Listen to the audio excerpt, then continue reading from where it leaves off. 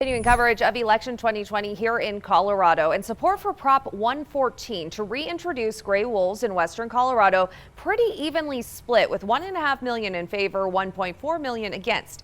But two major groups against the measure have conceded. And take a look at this map here from the Secretary of State's office. It shows much of that support came from east of the Continental Divide. Just 13 of the state's 64 counties approved the measure, and all but 5 are completely or mostly east of the divide. And while it's not been officially called yet, Parks and Wildlife moving forward with the plan to reintroduce the wolves in Colorado after nearly 80 years, as directed by the proposition. And our Colette Bordelon live outside Cheyenne Mountain Zoo, which has its own pack of wolves. She's breaking down both sides of the story tonight. Colette.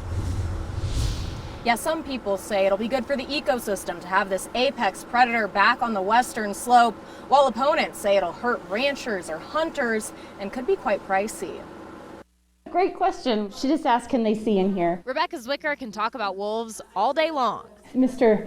Phoenix over here. But these aren't the gray wolves that have been making headlines. Mexican wolves, and they are critically endangered. Mexican wolves are the smallest subspecies of the gray wolf, which voters just narrowly approved for reintroduction west of the Continental Divide. We're excited about it, but we also want to make sure that it's done well. She says it'll make for a healthy ecosystem. Carnivores play a vital role in that balance. Preying on things like deer and elk. So they help keep those populations healthy and also keep them moving, so that way they're not decimating vegetation. An apex predator is not going to help the ecosystem. But Brett Axton fought against this ballot measure. The rural people do not want to have wolves in their backyard. He says this will hurt Coloradans on issues like tourism, safety, or agriculture. When people are going to see what it's going to cost to have wolves here, I don't think they're going to want them after they have them here. The legislature is supposed to figure out where the money will come from.